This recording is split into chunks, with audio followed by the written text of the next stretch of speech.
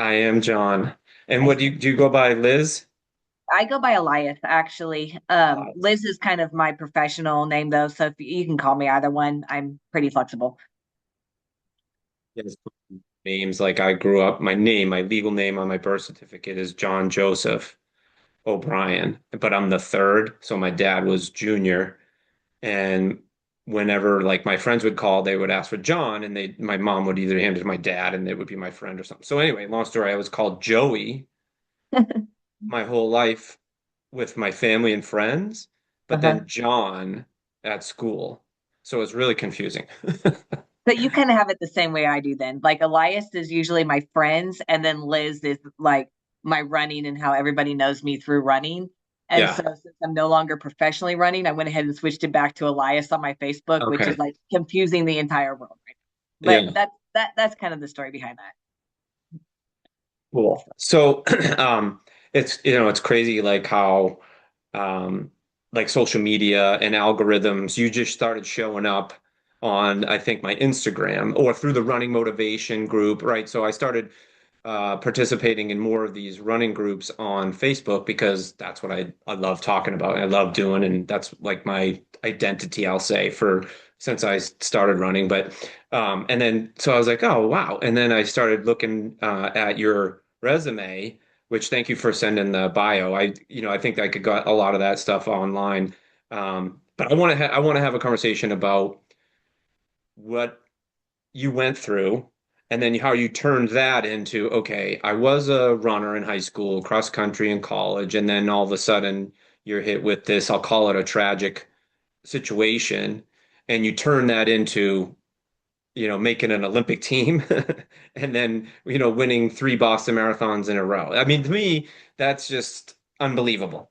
So I don't know how you want to start the story, and I don't know how much you want I don't want to, ask you questions you don't want to try to answer, but I think it's just incredible.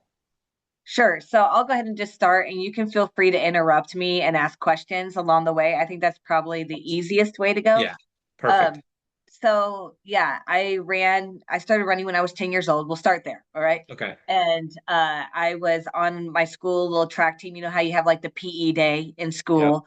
And I ran the 400. I was 10 years old, ran it in 63 seconds. And the principal said, "Hey, I think you might have some talent in running. Do you want to give it a shot?" And so I actually started out through AAU and became a 1500-meter runner before junior high ever even, hit.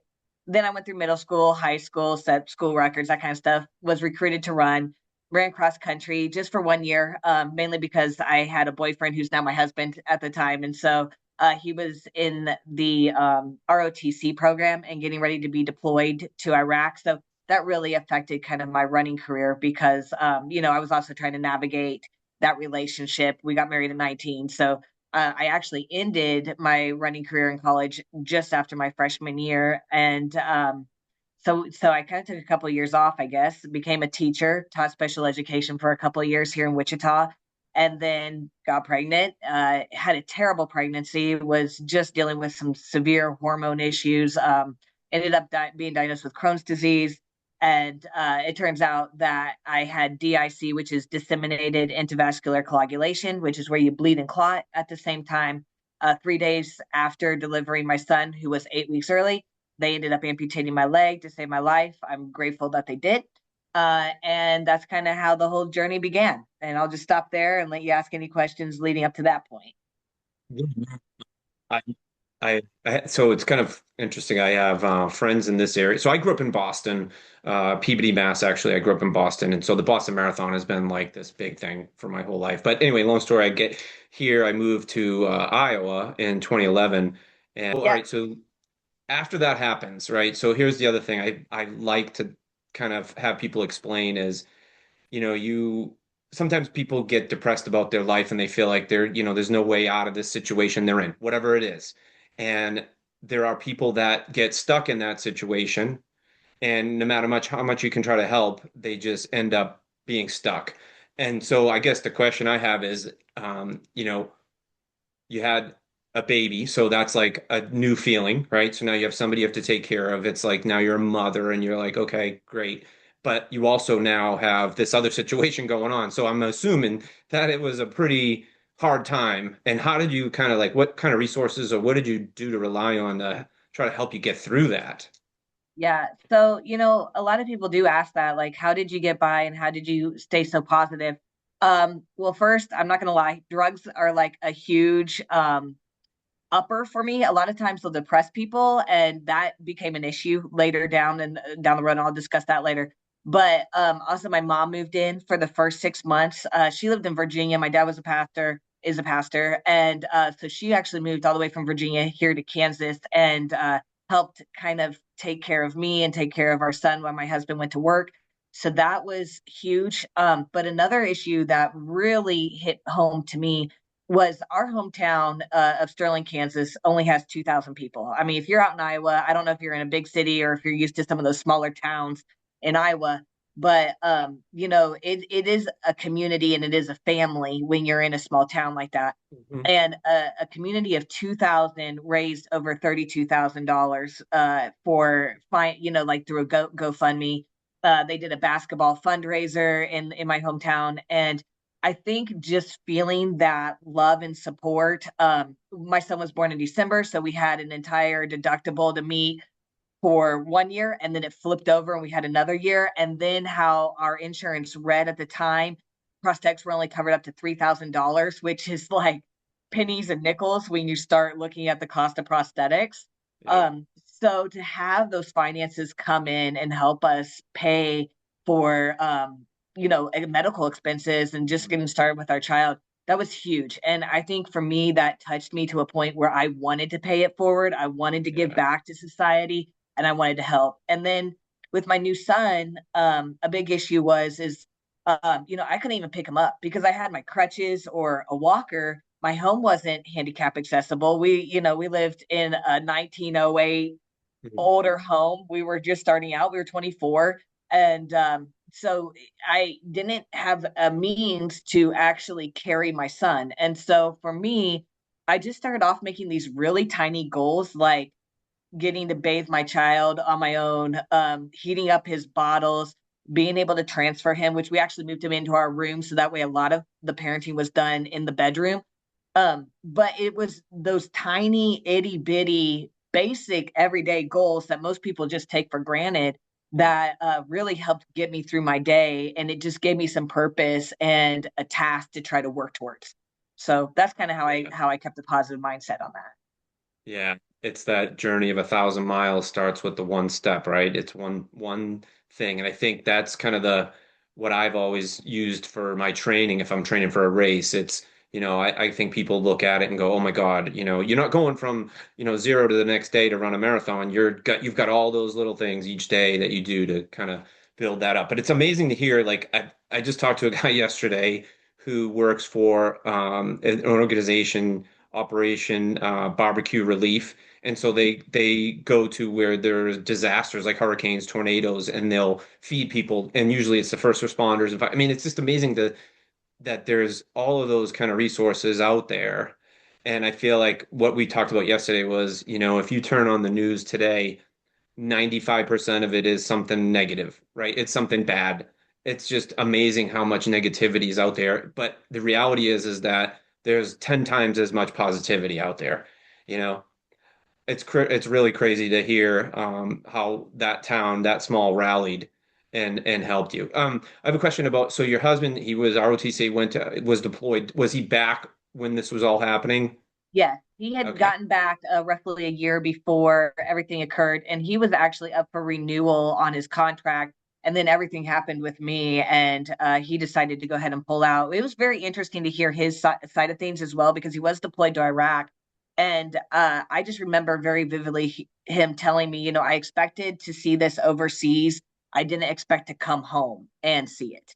And, I didn't really view myself as a trauma patient or anything like that. But for him, I guess that's kind of how he related it was losing a limb. It was just very, I mean, it was traumatic. There was a Yeah. lot of blood loss. I understand that. But, I am grateful that he did choose to stay home because at that point, we just didn't know where I was in my health journey with Crohn's disease and everything that was going on inside my system. It was just such a long recovery process that I think at the time that was definitely our decision to make.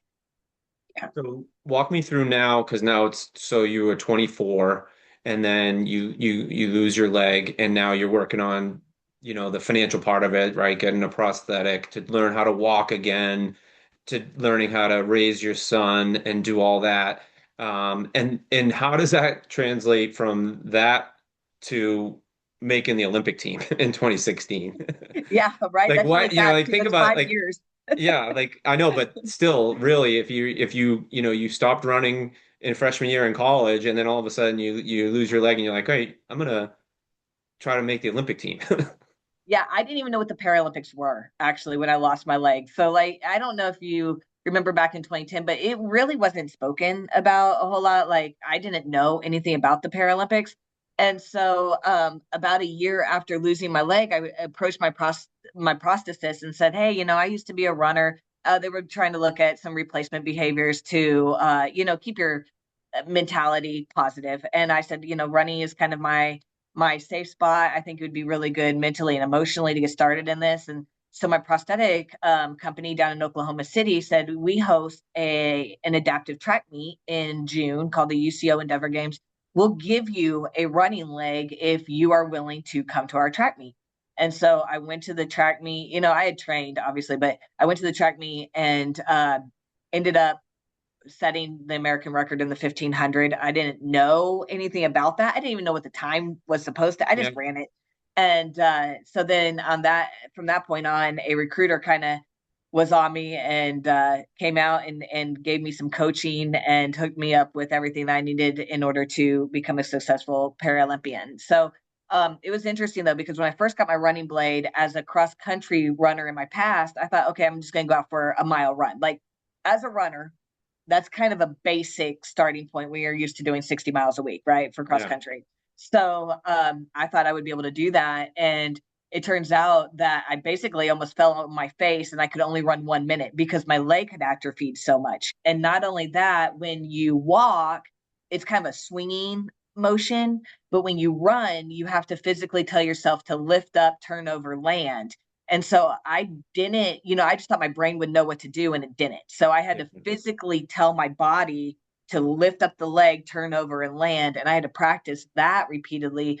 Started at 1 minute the next day, just like my goal setting, with my child. The next day I set 2 minutes, 3 minutes, 4 minutes, and I built up from there. And so that's really honestly how I got started. Just basic running. And once you go from there, it's not that hard to start refining your skills and figuring out what you need to do. So went to UCO Endeavor, had a recruiter come watch me, hooked up actually with a local community college here down in Arc City, got myself a coach through them, went to their track practices. And that's kind of where I got started. And then eventually was recruited out to go to Chula Vista, California, which is the Olympic and Paralympic outdoor track. Like that's where the track athletes go to train. So that was very exciting and a huge change in my life from within 5 years.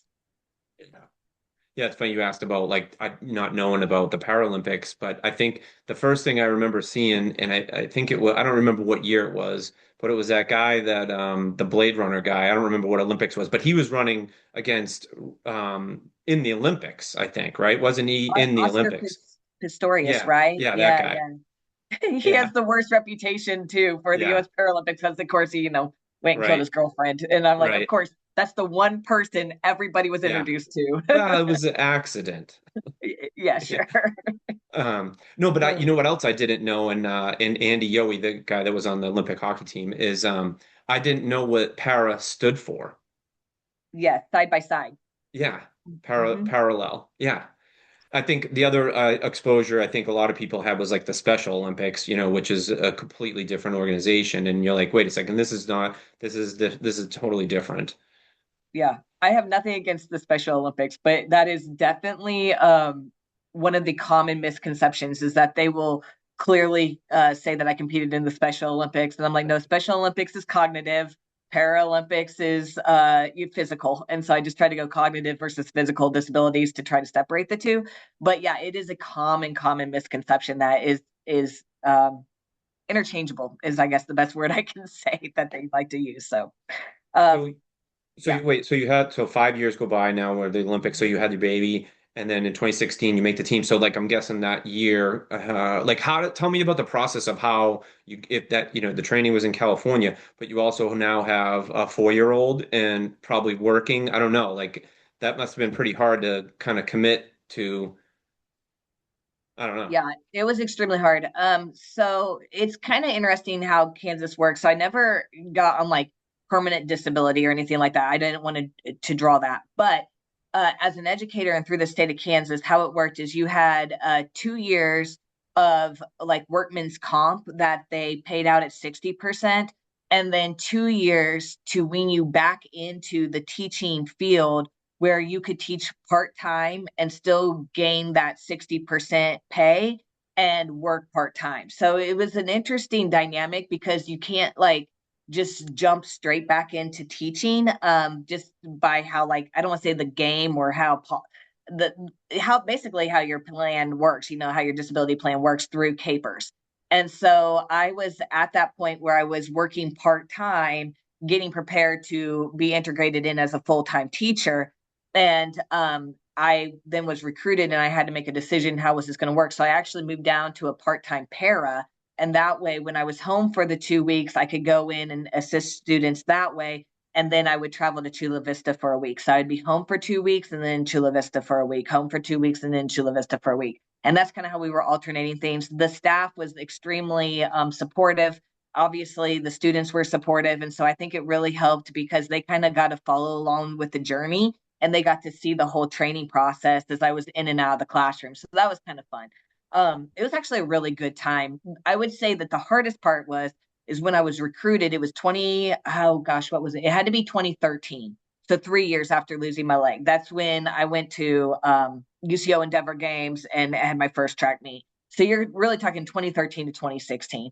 And the recruiter came out and he's like, you really have some talent and I'm a Christian, so I actually went to the church to pray about this and think and I mean, I'm telling you, it's clear as day. I have no other words for it, but I literally heard God speak, and He's like, "You're going to go to the Paralympics, and but you're not going to medal." And I just laughed. I'm like, "Why in the world would I even try for something like this? This is stupid." And first off, I'm like trying to make sure I'm not hallucinating as well. But I feel like Moses. Moses is a guy in the Bible who led the Egyptians out of, or not the Egyptians, his people out of Egypt, right? And he was negotiating with God the entire time. I'm not the right person. I don't have speaking skills. Send Aaron, etc. And I felt that way. I'm a parent. I'm too old. I don't know how to use a running leg all that well. Yeah. I haven't had enough experience. How am I going to afford this? And mainly, I was still on narcotics from the hospital, which is what I was going to talk about. And how in the world am I going to get off of narcotics to pass a drug test so that way I can even join the team? Because you cannot join the U.S. team if you can't pass a drug test. And so I actually went to my pastor and talked to him, and he recommended a 12-step program called Celebrate Recovery.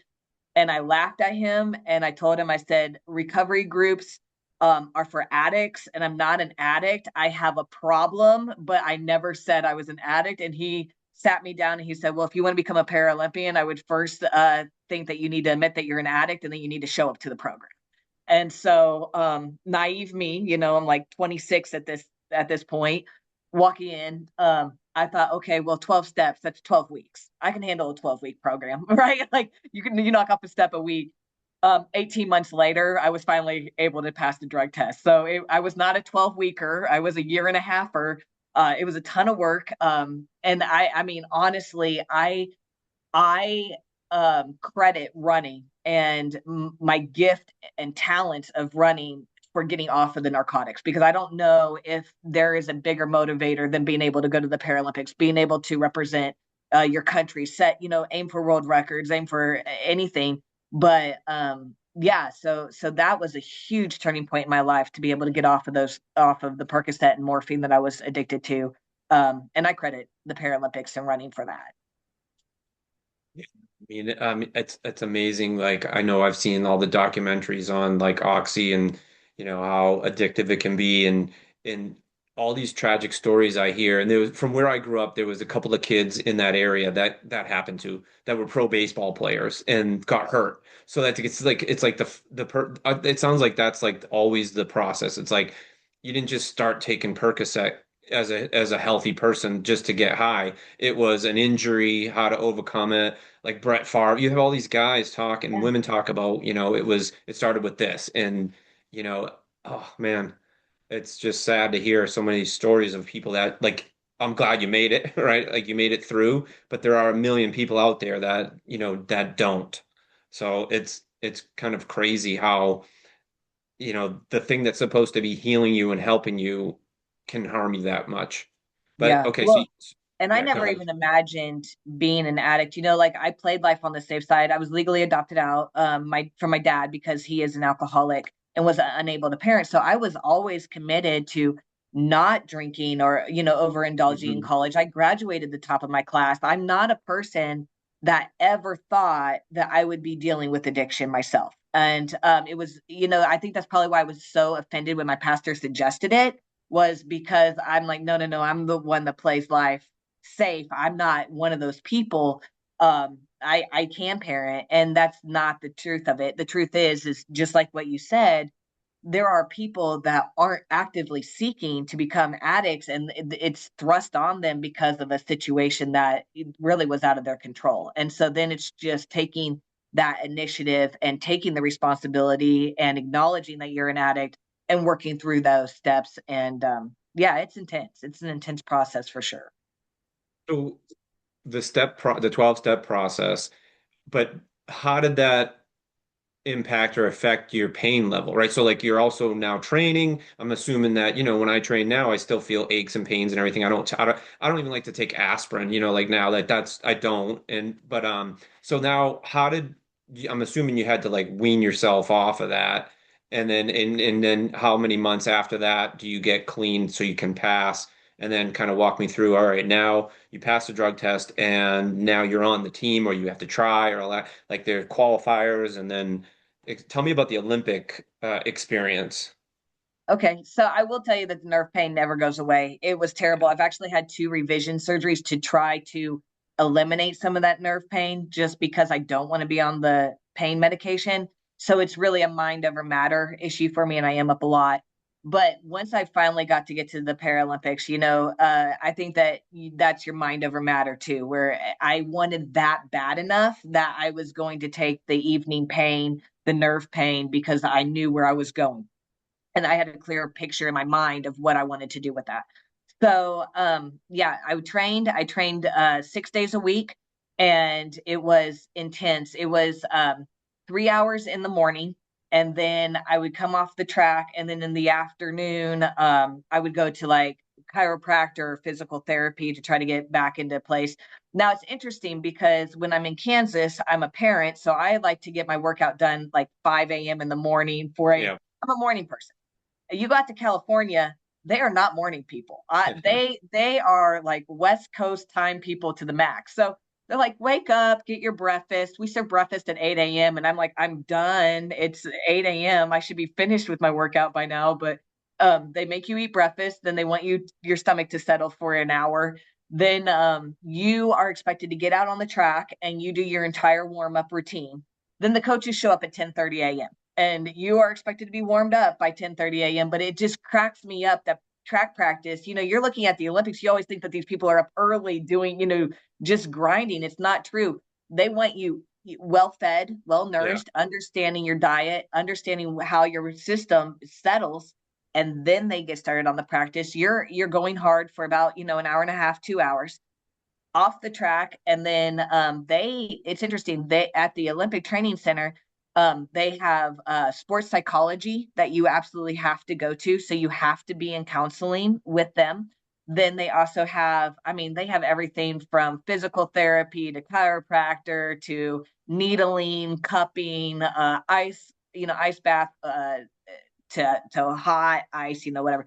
So it's interesting when I went over there and I had everything in place and everything given to me, and then I'd come home for 2 weeks, have to get my own support system built up. go back. And so that was one of my bigger challenges, was just trying to accommodate and learn how to get my workouts in effectively in Kansas while also then traveling out to California for those. And what events did you end up running? I ran the 100, the 200, and the 400, which is funny because I never thought I was a sprinter. Yeah. The Paralympics only goes up to the 400. So that was another one of those Okay. Moses ordeals where I said, I'm not a sprinter. I don't know how to use starting blocks, Right. etc. I'm like, you got to be kidding me. But really, what's funny is when I was 10 years old, that was the event I started off with, was the 400. And ended up, of course, being the strongest event that I ran because it was the highest distance offered. The 100 I actually slid in by default. It wasn't something I was planning on running, nor did I actually qualify. I took fourth instead of third. And the person who placed third was doing the triathlon and didn't want that place. And so I slid in, placed dead last in the 100, but that's okay. I didn't really care. I was just happy to get out of the blocks and get there. So that was fine. So how many people make the team in the sprints? Yeah, that's a great Three, question. So in four? track and field, there were 36 slots. And Okay. so that's an interesting dynamic because when you look at the track and field team for the Olympics, it's the top three. As long as they meet Hmm. the A standard, it's the top three in every single event that goes. That's not how it works in the Paralympics. In the Paralympics, they are given a certain amount of slots, right? And then you have to be in a percentile. So we had to basically be in the 98th percentile of the A standard. So A standard is third place in the world. Okay. So it doesn't matter if you're a wheelchair athlete, if you are an ambulatory athlete, if you have cerebral palsy, if you're blind, they had to figure out a way to make a team that's fair and that's the most competitive. And so how they do that is they go by the A standard for each event and each category, and then the top three, if there are three athletes that are in that, say 98th percentile, then that's who's selected to the team. So does that make sense at all to you on how that Yeah, works? yeah, kind of. Yeah, that I get it. I figured there has to be some kind of criteria, right? I mean, that's the Mhm. thing. I mean, if you're only allowed so many slots, that's you got to figure something out. When you mentioned the standard times and stuff like that, is it based on like world championships or just over years of like so like, I don't know the history like we talked about in the beginning, like when did Paralympics start, what year? And then, that became the standard, I guess. So the standard is based off of the previous year and it's Okay. set at the beginning of the year. And just like the Olympics or the pro athletes, they have the Diamond League that they Yeah. go to track meets through around the world when they're not competing at the World Games. The exact same thing happens with the Paralympics. There are certain meets that are IPC, internationally Paralympic certified track meets, and those are the meets that you can go to get a world ranking. And so then they list all the world rankings in order, and the third place person that is ranked in the world, that is going to be your A standard for the following year. So if you had a track season, and let's say Yeah. that in the 100 we had a 12, a 12.5, a 12.7, and a 12.9, then 12.9 is the A standard. And then say I ran a 13.1, which I did, then you go, 12.9 divided by 13.1 to get your percentage that year. And that puts you in ranking order. And that's only based on trials. So we had trials, and based on our results from trials, they compared to the A standard. Got it. How many Yeah. people showed up for trials or made it to Oh the trial gosh. Um, that you were I would, competing against? yeah, I would say in just my category, Yeah. we had probably 20 in my category, I would say. But I would say overall, you're looking at maybe one out of every 10 that were allowed to go. So that was about 360 athletes total that showed up. So Good question for you. So based on now so from like 2010 when you lost your leg till today, 2026, the question has to do with is there any kind of relationship or correlation between like when you this was 3 years removed, 4 years removed from having your leg amputated. Did you find that is there any correlation between like how long you've had your leg missing to making the team versus, it just happening? Like, is there anything like so like someone that grew up that didn't have their leg and then they walked and learned how to walk when they were 2 years old till 19, 20, do you think there's any kind of benefit or not to when you lose it or something? I don't know. I'm just trying to figure out like, someone that grows up already has an amputated leg and runs track their whole life to make the team versus you're an adult, you lose it, and then you train. Yeah. So I'll tell you in the 400-meter final in Rio, I was the only one who was not a congenital birth defect. So every single one of my competitors had been an amputee since birth. The only reason why I feel like that I even had a remote shot is because I had been a runner since I was 10 years old. And for some reason, my brain was able to pick up running relatively quickly with an amputation. Just like a lot of people have to spend time learning how to walk in a prosthesis. I walked out the door. Yeah. So I picked it up very, very easily. So I'm going to have to get to Yeah. Yeah, I mean, I didn't mean to make it like a weird question, but I was just wondering, like, if you're trying to now inspire, young people to get into this sport and, show them, hey, look, you can do pretty much anything. Yes. Um, so I do Wichita Adaptive Sports now, which is a nonprofit. I coach the track Yep. and field team. Love it. We grew. I think that now we're up to about 30 athletes that we have on our local team. Um, Wheelchair amputees, etc. But it's the exact same thing. You can tell which ones actually have an athletic ability and which ones are there just for the fun component. Fun. Yep. And so, it's just like any other team sport when you're growing up through youth. But yeah, the main thing is that you want them to first off feel welcome.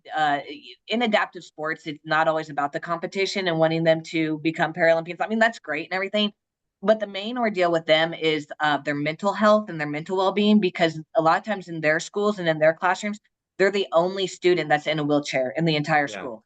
And Yeah. so they don't have other people that they can talk to. The parents don't have a community of resources. So the big ordeal about Wichita Adaptive Sports that really I didn't even anticipate was the community that we provide, and just allowing those kids to make friends through our program. And then they, can go out into the schools and they seem to do much better with their mental health if they have that opportunity. Unfortunately, we have noticed, especially our ambulatory athletes, because they don't go to wheelchair sports, so they only are in track and field, that usually September, October, about, once the school year starts, they don't have their community of ambulatory friends. And so they're going into the school year. And a lot of times, if we see depression, it's middle school girls those first 2 months. And so we're trying to figure out a way to incorporate them or keep them together so that way they have each other through the school year. That's one gap that we're working on right now for them. Yeah. Um, So you go to the Olympics and tell me about that Olympic experience because I feel like I know friends that were on Olympic teams. And like I said, that guy Andy, he talked about his Olympic experience and how amazing it was to put on that uniform and represent the country and then go and compete, whether you came in fourth or first or whatever. I Right. mean, that's an experience that obviously you'll remember for the rest of your life. But talk, I think some of the questions I asked him had to do with the financial part of it, meaning like, I had heard stories from friends that run like Olympic teams in like the 90s where, you had to have a full-time job and you're an Right. Olympic athlete. And it just made like, it just blows my mind with today's sports and college sports where you have college athletes making more than professional athletes. And you're like, Mhm. in the Olympic team, I don't know what the status of that is today, but I think they've gotten more support than they have in the past. Yes. And I noticed in Tokyo that they finally started doing the prize money Yeah. equivalent to that of the Olympics. So that is a positive change that we're seeing. However, I did get fortunate in the track and field side of things. I don't know how it works on, winter sports or anything like that, but with track and field, we are actually paid. So that helped a lot. My travel back and forth from home to Mhm. Chula Vista was covered. My housing was covered. I had a monthly stipend. It wasn't much. It was only like $1,000 a month, but still $1,000 Yeah. to train. I'll take it. Then we also had some sponsors that helped out a lot. So I was getting like all of my free clothes, free shoes, and additional funds. Not a whole lot, but additional funds through them as well. And then when we went to the Paralympics, all of the travel was covered. And once again, we remained on that salary. So our salary went based off of our standards. So once again, that A standard, B standard makes a huge difference. A standard, if you're in the top three in the world, based on the ranking again, then you're paid a salary of, I want to say it was like $1,500 a month or something like that. I was on the B standard, which is the top five in the world. And so I was paid, the $1,000 a month, but I'll gladly take that. And because I know that that's not the case. I know it's not the case for Olympians. I know it's not the case for most Paralympians. So I did feel blessed that we had that, at least a little bit of support on the track and field team. And as I said, I also had some sponsors, and my husband's also an entrepreneur. So we financially, I feel like that I'm probably a little bit more blessed You're in a than good spot. Yeah. yeah, I'm in a better spot than probably some other people. So you had mentioned, I think I asked you how many people make it, but was that the total team of No, athletes? just track Just and field, runners. just runners. Yeah, and Just then okay. So how many total on the Olympic team in 2016? About. I don't know. That's a good question. I probably should go back and relook at that. My best guess is probably 150. I know it's less than the Olympic team, That's what I was going to ask you is but in relation yeah. to the regular track and field team where you might have 10 pole vaulters or, like, and then it's 1,000 kids or people that are going to go versus, 200. I didn't know if there was a big difference. I don't think that there's a huge difference, but there's definitely a difference for sure. Yeah. But one thing I remember, you wanted to talk about experiences. One thing I vividly remember is first off getting on the airplane. So we were still under United Airlines. Now they contract with Delta. But at any rate, we were with United Airlines. They gave us our own room, which was pretty cool because we got to kind of like have food and everything. But loading the plane, something I didn't think about, wheelchairs, you can only load one wheelchair athlete at a time. And you're talking about a chartered plane over to Yeah. Rio. And oh my goodness, it took probably 3 hours just to get our wheelchair athletes onto the airplane because they each had to go Yeah. individually. So that was something that I didn't anticipate. Another thing that I mean, I loved the facilities. I thought it was a lot of fun to go there, but something that I really caught me off guard was the poverty rate of Rio and Mhm. just how poor society is as a whole. But the people there that were helping us were extremely kind. I mean, they bent over backwards and they were happy and they were in good mood. And I wish that in our society in America that we were that appreciative. And I even talked to them about air conditioning. They didn't even have air conditioning. You're talking about the jungle. I mean, that's just absolutely insane to me, that they can keep such a positive mindset and literally live with nothing. And so I think that Yeah. was very eye opening for me as well. Was looking at the workers, talking to some of the volunteers, and just learning what they have versus what we have in America and what we take for granted.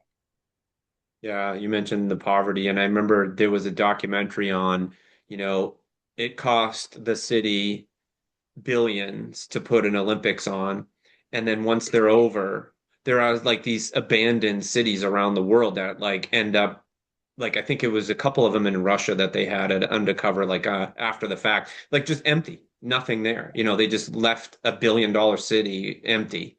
And I do remember leading up to Rio, I think that when they were talking about in the maybe it was a triathlon, how much pollution was in the The ocean and water, stuff. yes, Yeah, yes. Yeah, they had to crazy. move the location of the race because of that. So that was an issue. Another issue that you don't think about, the pipes, like for your sewage. We couldn't flush toilet paper, so like you actually had to put like your toilet paper in bags in the trash can, and that's just when you're at the Olympics, you don't Yeah, really expect to have to like put your toilet paper in the trash.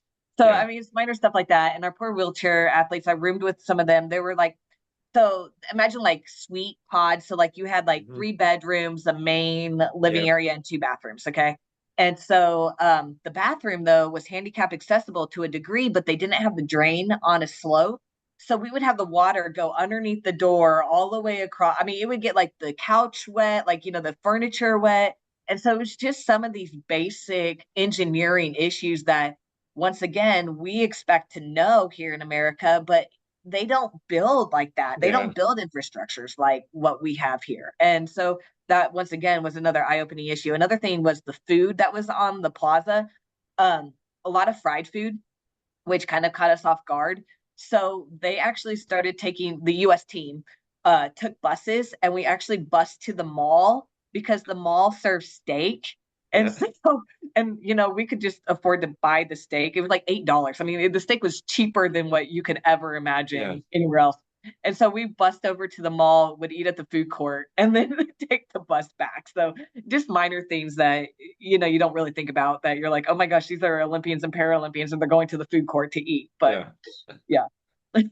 Uh, And so in terms of the 100, the 200 and 400, those are the ones you ran. Yes. Where do they put, like, where are they in the like Order. the schedule and all that kind of stuff? And then, how much time did you have in between races and all that? So the 400 was at the end of the week, and I really appreciated that because then I got to get the 200 out of the way. The 100, I wish I recalled where that landed, but I honestly didn't care. It was a warm up. Like, I knew I wasn't going to Yeah. do very well in that. So the 400 I knew was my main focus that I really wanted to do well in, and so I just kind of held back a little bit. I got that entire week of downtime to practice, and then was ready to go on race day for the 400. And just like in the Olympics, you have your prelims and then you have your Hmm. final. And so we had to go through, I think, prelims. I think there was even a quarterfinal, and then you had your final. So, or your quarterfinal, semis, and then yeah, compete.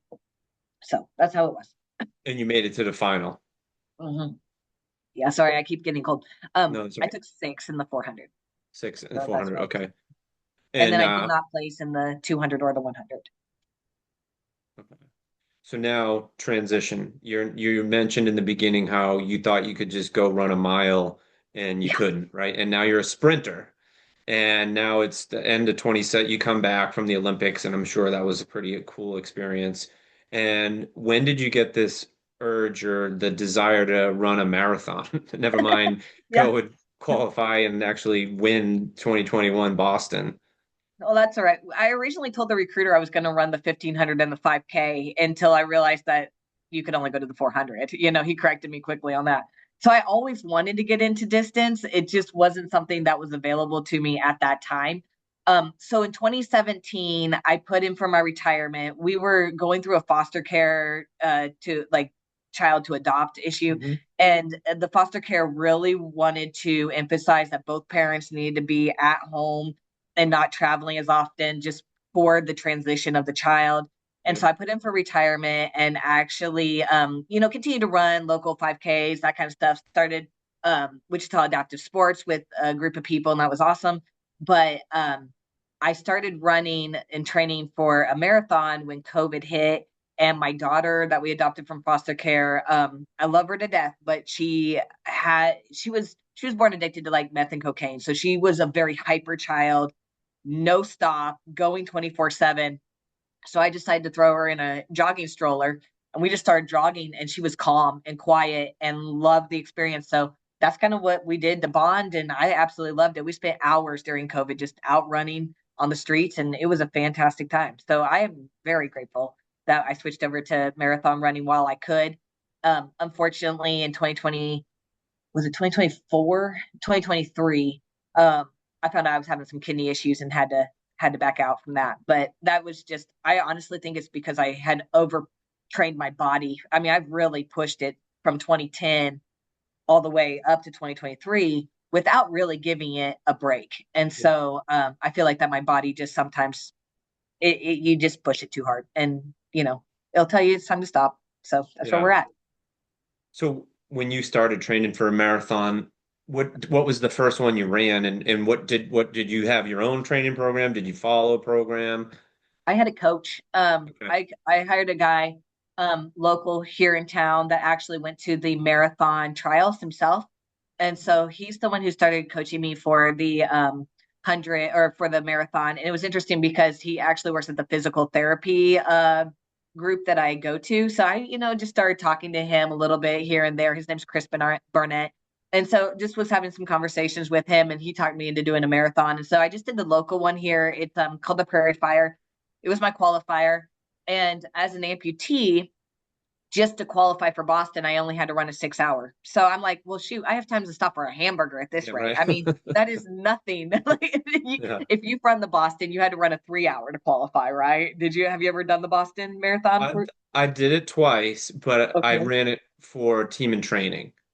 Okay. So you didn't have to do the So whole 3 hour time no, no, limit. no, no, no. It's now. I mean, now I don't even. We don't have enough time to talk about the qualifying standards for Boston because they changed it like three times in the last 2 years. It's Right. just so there's all levels of like age, then it there when say my time was 3:20. Hmm. The last 5 or 6 years, you had to run a Yes. sub, right? So like, Yes. okay, 320 means I qualified, but that doesn't mean I get in. It means I can register, and then they Yes. take the qualifying times -1, -2, -3, -4. So anyway, they've increased it again, meaning made it harder. And then just last year, they added in a elevation loss. So if Hmm. you run a marathon, a qualifier with a 1500, like you lose 50, like you're going downhill for Yes. 1500 feet or more, then you have to add 5 more minutes. 5 minutes. Yeah. Wow. I didn't know that we So had to add 5 minutes to, but what's crazy though is that I know that they would have had to move those times up because there was like, I don't know if it was last year or 2 years for the women, they had to go 7 minutes below the qualifier. And I'm just just to like, get that in. is just Yeah. absolutely insane. Yeah. Absolutely. Because they had to run a 3:30 and they had dropped it all the way down to a 3:23, Yeah. and that's where their cutoff was. And I'm just like, this is just, I mean, and I think that was like under the age of 30, or Yeah. 35, whatever that was for the women. Yeah. But wow, that it's intense. But yeah, so then the para pros, you have to run a sub. So the first year, I only had to run a 6 hour. They invited us, thankfully, and then I ran 4:15 or faster, and that's what their new qualifier is. So if you're a para pro and you want a medal, then you have to run faster than a 4:15 to get in. And so I think I ran like a 3:48 when I won. And now there's a girl who's running like a 3:30 she's absolutely phenomenal. So I beat her actually in 2023, but then she has just chopped time off and I'm so excited for her and I'm excited to see where the program's going. I'm the first and that's Yeah. exciting, but it's always good to see that it's getting better. It's getting more competitive, because that's what you want. And whenever you start something or whenever you're involved in a program, you always want to see it improve. Yeah. So I'm excited that that's where it's headed. I wonder, so I was looking online and I didn't know what the T61, T64, T whatever. So then I Yeah. was like, oh, what does that even mean? And then I found out, oh, okay, it's single leg below the knee is what T64 or something like that, right? Which is crazy. But 2016, I mean 2021 was the first year Boston had that, right? They had the para category. Yes. And I think actually I'm trying to remember, and I just need to go look at my trophies, but it's either, how it was a COVID year. So I Yep. don't know if it was technically 2020's Okay. race that was hosted. You know what I mean? So I don't remember because they were like back to back that year. It was really odd. But Boston doesn't do the classification the same as the Paralympics. So Boston will pretty much go if you have a lower extremity amputation, then you're in one category. If you have an upper extremity amputation, then you're in another category because the field just isn't competitive enough to break it down any more than that. However, then when you go to the Paralympic side, the T64s run against T64s. When I went to Rio, the 44, we were actually T44. And that is basically anybody that they could have their full limb. And let's say that they got injured and broke their leg and it never healed right. And then they have a limp or something like that. Then they're in the same category. And then they decided to break that out for Tokyo. So when prior to 2020, so I'm assuming that someone that they had to say, hey, why don't you have this category? And then they got it implemented into the race. So prior to that, if you wanted to run it in 2019, you would have just run it with, I mean, I don't know how. like would People there do. have been a different qualifying time, or it would have been the regular times? And so I guess that's kind of they made it a qualifying time. Yeah, there was a lot of political issue I with that, bet. honestly. So to get internationally classified in the Paralympics, you have to be seen by a doctor that, like, you have to go travel to an actual event that will have an international classification. So our closest one right now is in Mexico City. So you have to travel to that location, and then the classifiers have to be two people that are not from your original country. So they'll bring in, like, let's say someone from Germany and someone from China to do your classification. And they're trying to keep it fair. I understand. But there became a political issue because maybe perhaps there was a German girl who needed to get classified. So they sent her to specific classifiers, and let's just say then that maybe there was a person from China that needed to be classified. So they sent her to the German classifier. And you end up with some political issues with that. Like the girl that was in my race, who technically held the world record, was from Germany. That's the reason why I know this one. Had both of her legs. She had dual citizenship from South Africa and Germany. South Africa refused to put her on the team. She had broken her ankle, not even her leg, her ankle doing hurdles in college. She said that it didn't set right. She was wearing a brace, but then I go to the gym and she took her brace off and she goes, "Yeah, sometimes that just is really hard for me to lift with my brace on." And I'm like, "Yeah, sometimes it's really hard for me to exercise with my leg off." You Yeah, know? right. Oh my so, God. so there is a big political issue. Thankfully, France, who she did actually have an amputation, set the world record in our 400-meter race. And so I was so excited. Everybody on the entire field was excited that the French girl actually beat the German girl, because it's like, okay, she's actually an amputee, you know? And so that's the reason why the divisions were separated out again. Was just it becomes so political. It's called Yeah. mechanical doping, is what it's actually called in the Paralympics. And so um, just like the double amputees, like Oscar Pistorius or Hunter Yeah. Woodall, they're actually banned from competing in the Olympics now, because it's proven that in the 400-meter dash, double amputees actually have an advantage, and they will whip any, like, single amputees. We don't even have a chance against double amputees in a 400. It's not even remotely close. Because of the technology of the legs and having Yeah, it's two that, exactly physics, equal yeah, opposite. And yeah. so as an amputee, I've never even beat, like, that 63 I ran when I was 10 years old. I matched that at the Paralympics and took sixth place.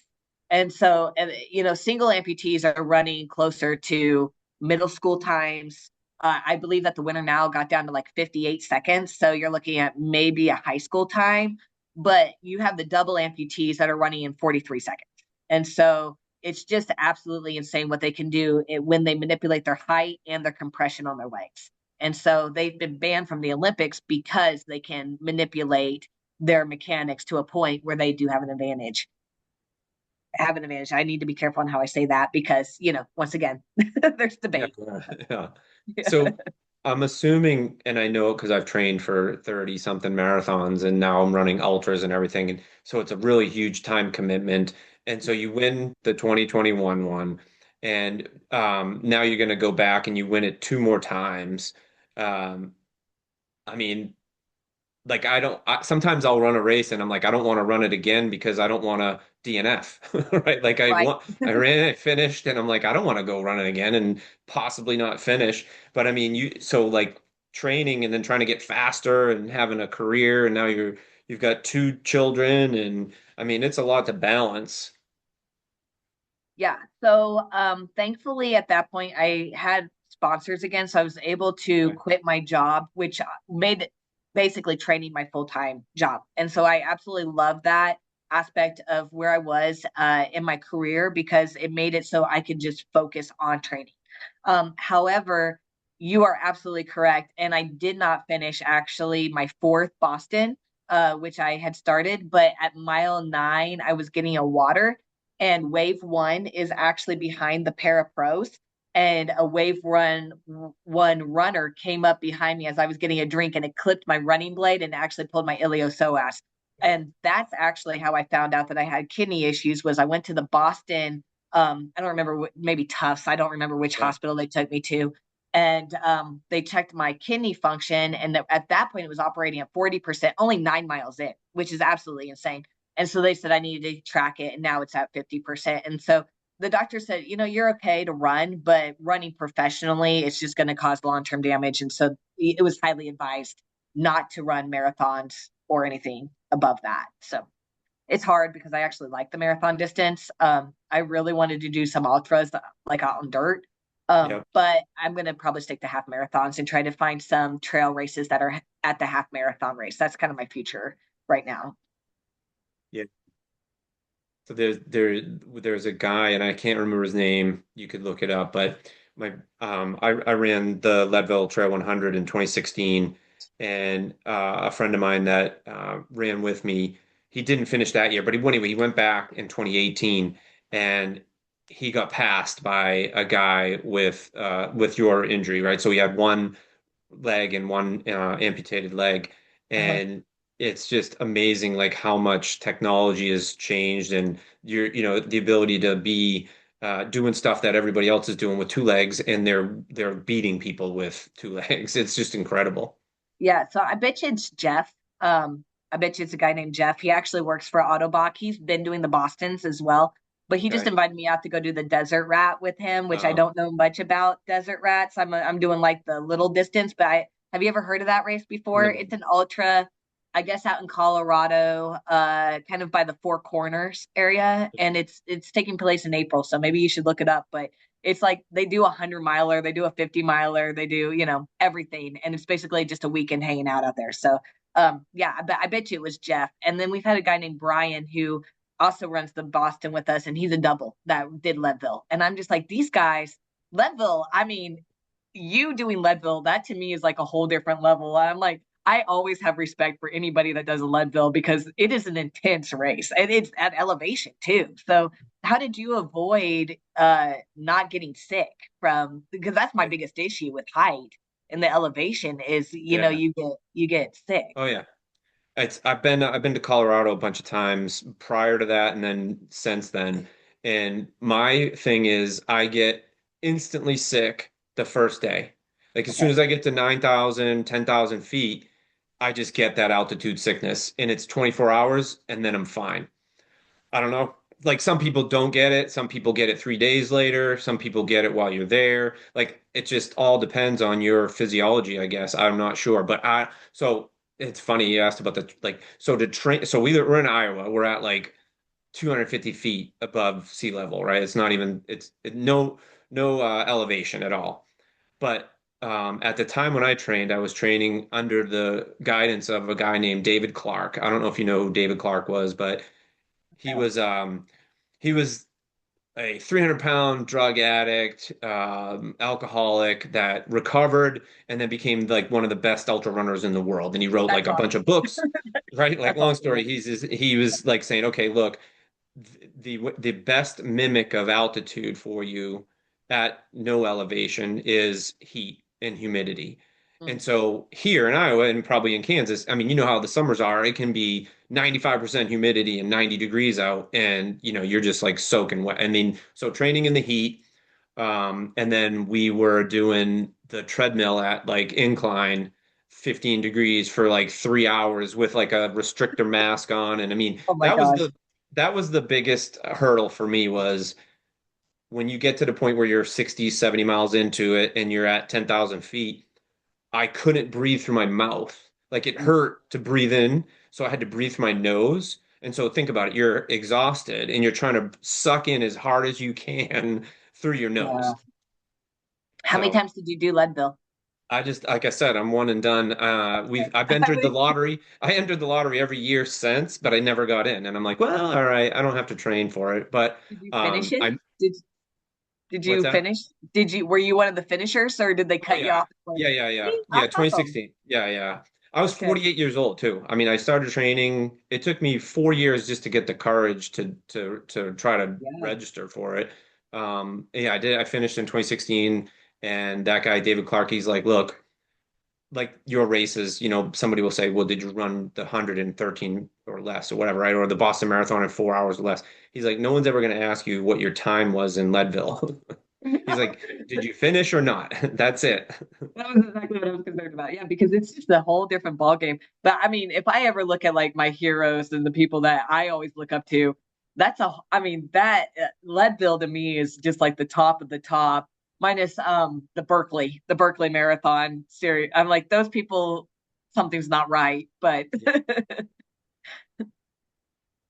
I would Navy SEAL, and he was asking about. He's like, "You want to try Bark?" I'm like, I would be lost in the first lap. I wouldn't even probably make it one right. lap at Barkley. I'm like, nope. I have a pretty good sense of direction, but I mean, I've seen the documentary. I've watched all these people, and I'm like, no, Yeah, I'm that are good. half dead and they're Yeah, like bloodied up and everything. I'm like, yeah. man, The that's worst was, crazy. I don't know, there was a couple, maybe back in 2016, 17, this guy, Gary Robbins, he missed the cut. He missed it by like 6 seconds. Can you imagine? Like he was running into the finish in 6 seconds after You running know that for they made no exception. I mean, that's the whole no. point. I Oh mean, he yeah. will cut you off. It's awesome. I don't know. As I said, I could probably pick your brain all day because you've done Leadville. I could pick the people that do Berkeley Marathon just because it's a whole different ball game on how you train. I mean, yeah, running Boston Marathon's phenomenal. Winning that is extremely hard. Don't get me wrong. And that's the funny thing is I have a friend who actually ran 104 marathons in 104 days. She's run the marathon series, Boston with me, and it's interesting because her name's Jackie, and she just did the 777, which is like the seven God. marathons and seven continents. Yeah, I mean, like a whole different beast in my opinion. But she runs really slow, so it's like it's two totally different Oh yeah. mindsets and Yeah. practices that you have to train for. Like I'll beat her probably in an hour and a half, 2 hours in a marathon, but there's no way you're going to get me to get up and run another one the next day. And I just Yeah. can't wrap my head around some of those type of ambitions I don't know. It's just funny because, it's like you succeed here and there's always another level. Oh, There's there's always, yeah. always something else you can try for. And it's just Yeah. like, where do you stop? Where do you put that limit? Yeah. So, So a question about the Boston. So I know like, I think the winner now gets like $250,000, right? And that's a yeah. lot of money. And I think that do you remember the year? It was probably only 2 or 3 years ago. It might have been it was definitely within the last 3 years. There was a woman that qualified, but she didn't wasn't a elite. So she wasn't Okay. in the elite corral, but she placed in the top eight. And so like she should have won money, and they were like, no, because you weren't in the elite, you don't get paid. And there was this big controversy, and they paid her. Long story, but so when you win the division you won, is there prize money? There is prize money. It's significantly less. And that makes sense to me because I mean, we were just starting and the competition is less. I want to say it was like $5,000 or something like that. But we Good. still got to go to the winners. Yeah, and we got to hang out with the winner. So we like got to go to the party afterwards and have Yeah. our unlimited, Oh yeah. lobster rolls, which is Yeah, pretty much yeah, what I yeah. live for. So, that was really cool that they still include us in all of the parties and celebrations. So anybody that places in the top three in any other divisions or categories is invited to that party afterwards. So that's a lot of fun. They still paid for my travel to come in. They paid for my hotel, gave us, the bus ride up. They blocked off all the roads. So we went with the pros and stayed up in a tent. So those things are really cool. The reason why she wouldn't have won prize money and being in the top eight is because you have to submit to drug testing and they drug test you before you start your race. And then sometimes they even grab you right after you're done as well. And so you have to take those drug tests. And if you aren't in the like pro division, then they're not. I mean, that's the reason why we're Yeah. at the tents like three I hours get. before everyone else. And so Yeah, I think that that's the makes reason sense. why. And then for a para pro, we also have to show our license. So we have to have our license number because you have to be classified. And Hmm. so, in order to prove your division, whether you can clearly see I'm missing a leg or not, Right. Yeah. you have to be classified. And we are given like think of like a driver's license. It's literally a license number that we have to provide. And so that's the reason why she wouldn't have been eligible. So you mentioned earlier, and I don't know why my brain went to this, but you mentioned earlier like the kind of the technical kind of doping or mechanical doping, and there's always these Ben Johnson, there's all these other doping athletes, runners, and everything, and they test, and you're like, well, how does that happen, and all that kind of stuff. But now I don't know if you heard, so I'm trail runner, and I don't think I'll ever go back to road running. I just there's something happens to your brain when you're out in the woods, it's just like you remember when you were a kid and you're like, this is great. But they don't test for like Mhm. Western states and for level. So like now there's this controversy now that there's doping going on or there's illegal like activity, right, in the ultra trail world. And I'm like, man, if there was ever one community, I feel like it's a different community than the regular like marathon runner guys that it's just I guess there's always going to be somebody that wants to cheat. Yeah. I don't know. I think your trail runners, I love trail running, by the way. I'm learning this whole community. Like people keep telling me I need to become a trail runner because they're so relaxed and they're so friendly that everybody's just happy that everybody survives. Yeah, That right, right. it's a Yeah, community of people versus, when you go into the lower distances, it's competitive. And right. so sometimes the people that you're competing against aren't your friends off the field because they see you as a person taking their money, basically. Because I mean, when you're elite, that's what happens. But over in the trail running society, I hear that everybody is just friendly. It doesn't matter if you're a competitor or not. You can just kind of hang out. And I think that would be really cool. So I really do want to get started in trail running. I won't be able to do like the ultra distances, but even being able to do like a half marathon or maybe even a Hmm. marathon, take it slower and be able to drink water along the route, that would be a whole different ball game than having to just consume quick drinks every 2 miles in a marathon. So I'm trying to figure that out. Yeah. But yeah, so the shoe, Hmm. like in marathon running, Hmm. the shoes are a huge ordeal right now. Like, your super shoe, Super shoe, um, yep. yeah, yeah. And so your carbon fiber in it, and then are Hmm. you above your what is it? Is it 20 millimeter? I For messed it up all the time. triathlons, they Yeah, yeah, yeah. yep. So it's funny when I go to Boston, they still check the shoe. And I'm like, I'm running on a carbon fiber foot. And you're wanting to make sure that this shoe is to standard, which I think is kind of ironic in my opinion, because it's like, but yeah, so we single amputees aren't really regulated because if we try to go up too high, our backs will be thrown out, our hips are thrown out. Like it's impossible to go high. But with the double amputees, they can jack up their height and they won't be injured. And then they can also deal with the compression in their blade. Like Mhm. it's based off of your weight. And so what they'll do is they'll go down in their weight. So like say they weigh 160, they'll buy blades that are designed for 120. And then it's more bouncy. Uh, So they can get in trouble with that. Yeah.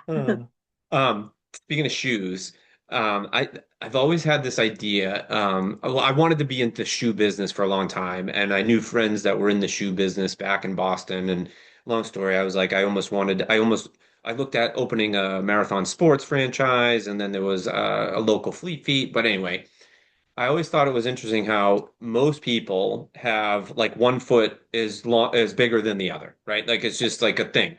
Like you take a 12 and a 12 and a half. And I always thought, why don't they sell single shoes? Right? Mhm. Now there's a woman and she's a trail runner and she has a single amputee and she's now like, I don't know, starting this movement to petition for like Nike and everybody to sell one shoe. Yep. Do you know her name by any chance? I don't and no, I follow her. She's like I said, she's a trail runner. I follow Yeah, her. yeah. Mhm. And she's done like ridiculous, like you said, your friend that did the 26 marathons or whatever it Yep. was in 26 days, whatever. That she's like that too. And I'll when we're done, I'll find her and I'll send her your name. Yeah, I would be I'll curious send you because I her know name. most of them, and so I'm just kind of curious about which one's doing it. Like Nicole would be another one that would probably be advocating for that, and she's a trail runner as well. But at any rate, I actually have a shoe buddy that lives in Ohio, and so we are the same size of shoe. And I don't even remember how we found each other, but we're exactly the same size. And it's kind of an anonymity too because we're both female. I'm 5'3". My shoe size is a 10 and a half. I'm like trying to find a 10 and a half person. Like, come on. which is 9 in men. But yeah, she is exactly the same size as me, so we will actually ship each other our shoes, and so that way we kind of at least can share Like one that left, way. one right, and you, Uh-huh. Yeah, wow. yeah. So I'll Okay. keep the right foot and she'll take the left. And Yeah. so actually I think that she just made a post because I literally just mailed her one and I think that she just got it. So I might have to share that on my Facebook page so you can see it. But yeah. I was wondering, like, I always thought about this on clothes too. I'm like, if you have a small shirt versus an extra large shirt, more material, shouldn't it, why do they cost the same, right? Like if you're gonna, That but here's the deal. Nike will look at this and go, okay, or Hoka, whoever, they'll be like, all right, if we can get $175 for two, maybe we can get 100 for one, or yeah, I or know. 170 for one, right? Like I don't know. They and Nike actually did start a program, but it's only for youth, and they'll send one shoe. But the problem is you don't get to choose what shoe it is. And so if you're like a marathon runner or a trail runner, you know what shoe works for you. And so I think that's kind of frustrating at some level because it's never going to be a super shoe that I actually can use. And any of the other shoes, I wear both shoes at, around the house because Yeah, I yeah, have yeah. a normal foot. So the only time I need one shoe is when I am running Racing. competitively. Yeah. Yeah. All right, I have one other question because I don't want to keep you too long. But I think in the last bio or the bio you sent me, like you had mentioned local businesses, and you mentioned earlier that your husband was like an entrepreneur, and maybe they're you. And so one of the things I'd like to do is try to draw comparisons or parallels from what you've learned in your running and all that, and how you can apply it to business. Politics 101. No, I didn't say that. Um, I would say that honestly, the biggest thing is that you have to be resourceful and you have Mhm. to like start from nothing. And it's just a vision in your mind because no one's going to be there advocating for you to start something new. And the exact same way with the Paralympics. If people in Kansas don't even know what the Paralympics are, they don't even know anything about coaching or any type of strategy. I had to actually initiate that myself. There was no one from Kansas that went to the Paralympics the same time I did besides a tennis player. And so it's you having to build your community of support. And it's you having to take the initiative to set those goals and realize that you're going to fail at some time. I mean, like, for instance, you're going to hit hurdles. Like, for instance, right now we're Mhm. working on starting a laundromat, which has nothing to do with running, right? Yep. But it's the what today. I think our issue is water hookups. And Hmm. so I mean, like minor issues that you don't even think about because the city's waiting to charge us for each hookup inside the building versus the line that just hits the building. Yeah. And I know that it's something that most people don't even have to think about, but it's the same thing with running too, where you're going to have like these little hiccups and these little hurdles.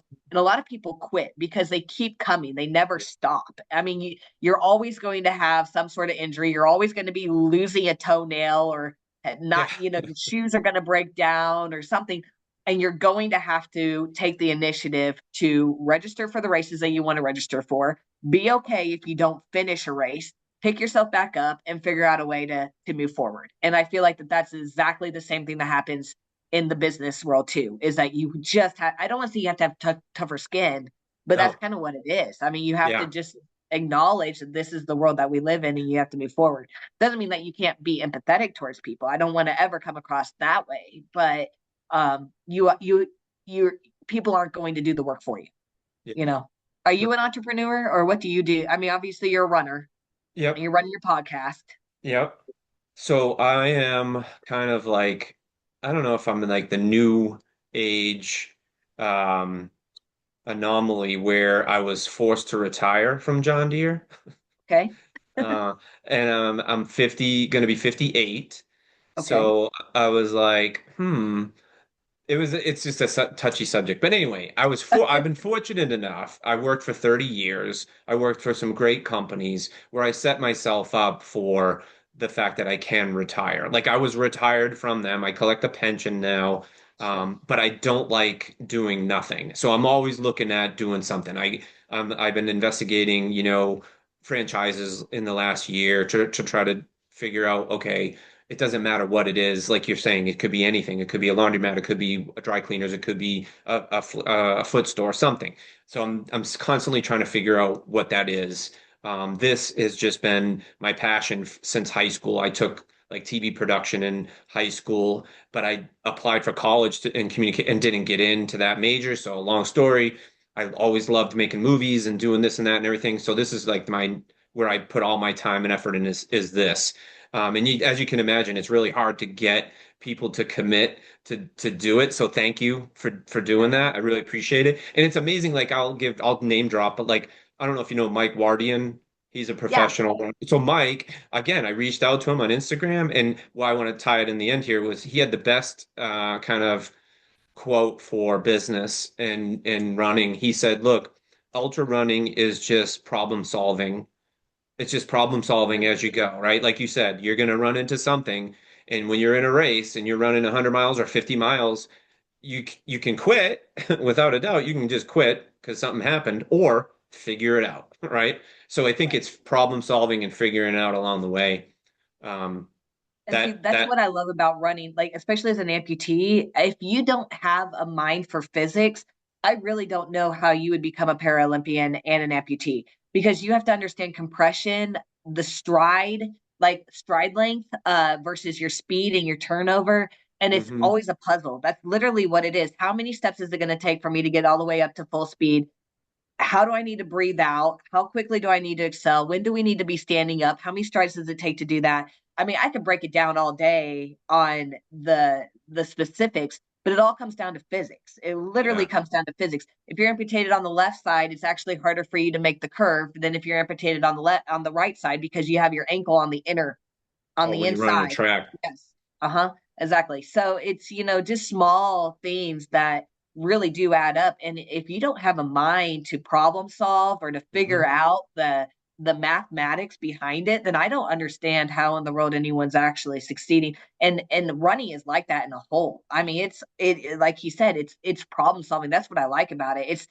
It's not a sport. If you're going to actually continue it for a long term, you do actually have to, I feel like you have to be somewhat academically inclined. Whenever you meet trail runners, whenever you meet distance runners, every single one of them are actually cognitively, I would Oh say, yeah, above average, yeah, just without a because doubt. they have to be able to problem solve. Yeah.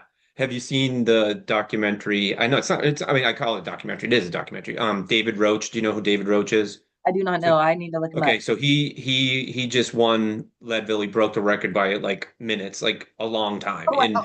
Yeah. And his this new there's when you talk about the technical stuff with your leg and everything in your foot, but there's also the dieting, right? So the amount of carbs you can process, all that crap. So the new thing is when we ran it was like the formula was like we needed like a minimum of like 350 calories an hour. Okay. Yes. I've heard of So that. that's just one component other than, and then all the other stuff, right? The cross training, the weightlifting, the other stuff. But now, the new thing is 100 grams of carbs per hour. Huh. And so I've think not about, heard that. yeah, That's a lot of for carbs. ultra. Yeah. Yes. So Wow. now companies make I can't do gels anymore. Like I did them when I was running marathons, and I can't do it. I need real food. Yeah, Like does it mess with your digestion? I yeah, can't do goose because yeah, it yeah. really, yeah, yeah, But same but thing. it's almost nearly impossible to get 100 grams in real food carbs. So they Hmm. have these 50 grams of carb gels now. Yes. And I mean, this guy, David Roach, he has like these special shorts that are made that he puts all these gels in his pockets. And that guy, you should check it out on YouTube. It's unbelievable what that guy was able to do. Because I mean, he ran the entire time, like 9 minute miles up 3,000 feet I can't. at 25-degree, 40 Yeah. degree incline. And you're like, oh my God. So it just Huh. blows me Huh. away to think Yeah. about that. Yeah. That's Huh. crazy. There is a recovery drink I use that's all carbs. It's all carb based. And a lot of people want protein. And for me, I wanted the carbs. And so it's through First Form, which is you don't have to subscribe. You just can go Yep. online and purchase it. But Yep. exactly the same thing. I needed the carbs after my workout. But I have always struggled. I'm not gonna lie, that is one of my biggest struggles. I love protein. I love a good steak. And so moving from my sprints when that was encouraged to eat high protein, and then you move over to your distance where you need to incorporate more carbs, that was a hard change for me. I would actually say the nutrition aspect was probably my most challenging change because I never really got it 100% right. And it's hard. It is hard once you get up into those distance running to get your nutrition Yeah. on point. That's just my own personal Oh take on no, that. it's a definite that's the mystery of ultras is that's usually what happens for DNFs is a gut issue. I mean Hmm. you could fall, you could break your arm, you could fall for sure in the mountains, but most of the DNFs it's gut issue. Yeah, Not being able to process. And once like once you're behind on something like hydration, you're never coming back. right, right. Yeah. Well, any rate, that's All I right. think that's about all I've got. If you have any more questions though, feel free to No, ask away. I could talk running all day with you. yeah. So, you know. No, it's funny. Like I start. So I'm training for a 50 miler right now, Okay. and I think I've had almost every single running injury you could have over the past 10, 15, 20 years of running, and I've taken a new approach to going back to the basics, like you said, to have some kind of a knowledge about. So Jack Daniels, he just passed away. I think he wrote that Yeah. book, and to me that's what got me really fine-tuned into marathon running was reading his book and following his program of, the pace per miles and all that. I mean, and then the steps per, I mean, it's just unbelievable how, not that I forgot about that, but when you do go into this ultra running, you can forget about it. Meaning, like, if you're just running and you don't want to get hurt and you know your paces and hey, I'm going to try to run a 10-hour 50 miler. I know I can't run less than 12-minute miles, 10-minute mile in training, right? Like, I got to do speed work. I got to do this. So I'm going back to that basics of I'm going to start really dialing in my training plan and then my specific runs versus just get up, run whatever I want. Right. It makes a huge difference if you actually Yeah. have a written out plan. I always, even like right now, and I'm just training for some races. I always have a 12-week plan written up. Hmm. And I'll run through a couple trails and then like build up to a big one. Like if I'm paying to travel to go somewhere, Yeah. even if it's leisure though, I want it's a mental thing for me because it's easy for me to come up with an excuse not to show up if I don't have something written down. Yeah. And another thing is I'm an exerciser that just gets straight out of bed because I don't want my Same. brain to come up with an excuse. Yeah. I feel like that's the number one way for me to quit. And I don't know about everybody because some people like to exercise at the end of the day. But for me, I will come Yeah. up with I every can't. excuse possible if I don't just get straight out of bed and go exercise. And I love it. Yeah. I appreciate it when I'm there. I love the fact that I'm done. It's the best feeling in the world. But man, sometimes getting there is especially in these winter days. You're in Iowa. Oh Yeah, yeah. it's hard to get outside some days in this. So Oh yeah, that's it's the wind. challenge. It's the wind out Yes, here, when it's 12 degrees, but the wind chill is -10. yeah, It's it's hard. tough. I do Do have you one run on the question. treadmill? I don't. I hate it. Okay. I will walk for hours on end on the treadmill, but I can't run on it. I don't know what it is. I just can't. Does it The bother your furthest, knees no, at my all? Achilles.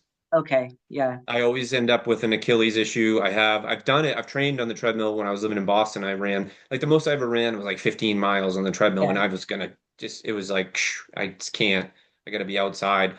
I do have one other question. Sure. I've run two of these now, and I had no idea how to train for them, and it showed. But anyway, a couple of friends of mine, we did a backyard ultra last year. Mhm. Any interest in that sport? I've done the Ragnar 200, and that is where you trade. Have you heard of the Ragnars before? Yeah. And so Yep. I don't know how far a backyard ultra is. I would have to probably research that a little bit more, but anything that involves camping and the outdoors and running is always of interest. So it's just learning how to train for whatever that event is. How far is the backyard So ultra, or how yeah, does that operate? there is no distance. Here's what it does. You have to run. Here's what you start it like it could be point to point or a loop. It's a Okay. 4.16-mile loop. Okay. Okay. And you have 1 hour to complete it. Okay. So it ends up being, like a 15-minute mile. Okay. Yeah, it starts off easy until you're dead. Okay. Then it resets. So then now the next hour starts. You have to be in this little starting corral every hour. You have to cross that within the hour and then start. So then Okay. if you say you finish with 10 minutes, you wait 10 minutes to do nothing, and then you get in line again and you start. So it just keeps going until somebody can't go that last lap. Have you done So one of these?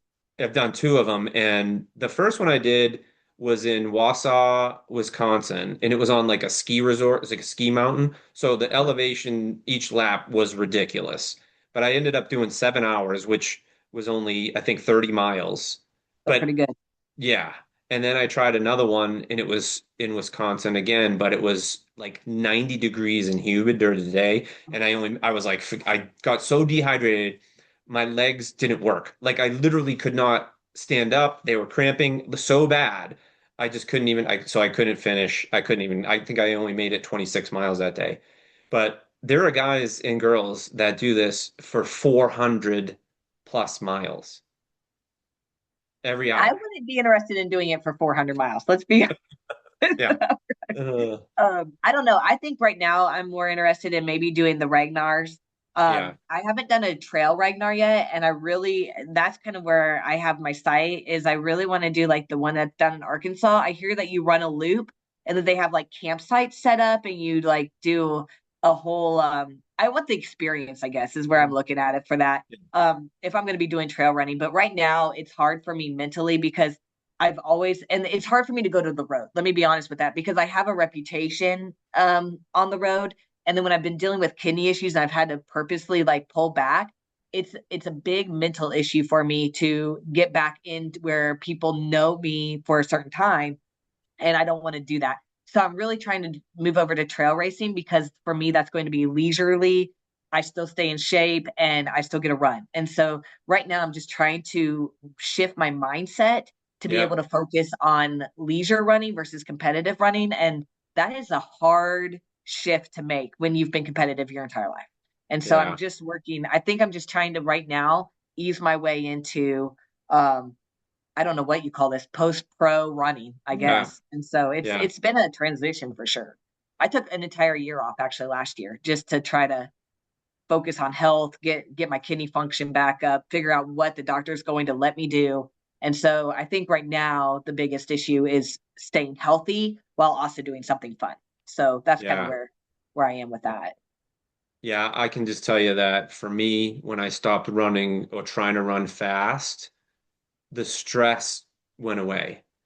Yeah. Like the joy came back in terms of like, I can just go run 5 miles. I can run 10 miles. I can run seven. I don't care what my pace is. And so I have two friends that trained really hard last year to qualify for Boston. And I just remember thinking, man, these guys are so stressed out, like on edge, they were Oh, all the time. miserable. It's just so hard to stay at that level and try Yeah, to because you're run forced those to run when it's paces. -10 outside, or when you said it's 10 Yep. degrees with the -10 wind chill. If Yeah. you're training for Boston, you're outside, Yeah. and it doesn't matter if you have a 17-mile day, you're out there running that. And Yeah. now it's like a mind shift where it's like, plus -10. I think I'm going to do like 3 miles and call my life good. Yeah. And it's amazing to just be able to walk in. You still feel good about yourself. You still feel like you've accomplished something. But you're absolutely right. I mean, you've obviously made that transition, and so I'm going to be turning 40 this year. So I'm trying to do 40 new experiences before I turn Wow. 40, and some of those are trail races that I've signed up for. So it's just trying to explore a whole new world and see what my blade can do because Yep. different people handle off road Hmm. differently. And so it's just trying to figure out how much nerve pain I can handle and what type of trail because I'm learning. I mean, it's such a learning curve, but like just learning is it the crushed gravel versus like Hmm. rocky. And then one major learning curve that I had is I didn't look at that my very first trail race and it was like all rock and straight uphill and straight downhill. And I'm like, maybe I should have started off with the rails to trail, crushed Oh gravel. yeah. Yeah. So Yeah. I Yeah. think I think I'm needing to learn how to read descriptions. Road racing, I'm not that concerned about it. It is going to be what it's going to be, but you're not going to like physically injure yourself or risk that. On a Yeah. trail, like there's somewhere you're like literally climbing these rocks, and I'm not used to that. So Yeah. uh, Yeah. Yeah. It's a whole Uh, different ball game, but it's fun. It's so much fun. well, if you need 40, if you're looking for one, I'm telling you to just I'll send you a link to the one there's two of those backyard ultras that Okay. if you ever get the urge, this Thanks. one that the one that I got cramped up on was called the Last Dot Standing. And it's fully flat. It's a little bit, it's not crushed gravel. It's kind of like crushed stone, but it's like sandy kind of. It's really flat though. Okay. So and this one was different because it was a point to point. So you ran from one point, 4.16 to the other point. So you needed to really have two kind of like base stations set up if you Sure. wanted to. So it was again, it was only my second one. It's totally different. It would be like running the 100 and then running a marathon. It's totally different training, Yes.